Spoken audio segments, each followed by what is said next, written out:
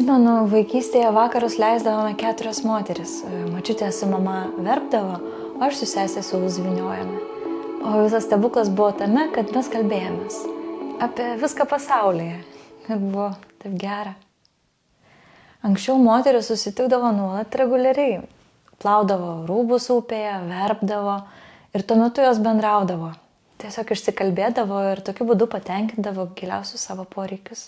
Tad mes norime, kad moteris vėl galėtų taip susitikti ir atvirai bendrauti, kaip tai darė mūsų močiutės ir prosenelės.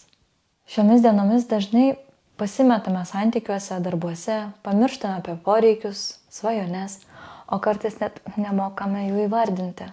Tam, kad šis įprotis skirti nedalomą laiko savo įaugti į mūsų kasdienybę, įkūriau moterų vakaronės.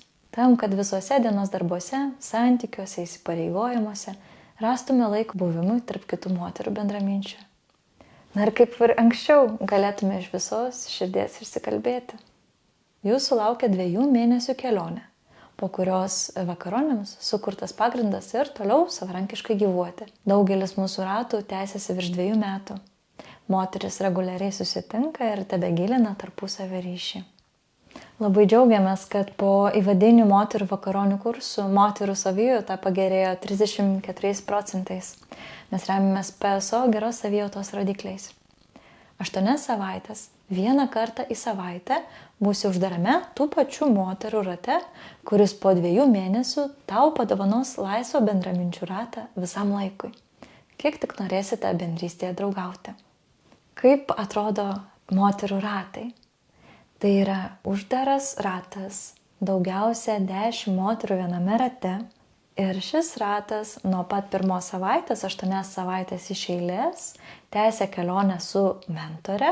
Pirma dalis skirta ryšio praktikai. Jos metu jūs vieną kitą dar labiau pažinsite, paskui gilinsite ryšį, pažinsite tuo pačiu ir save. O antrą susitikimo dalį mes skiriame vidiniam darbui.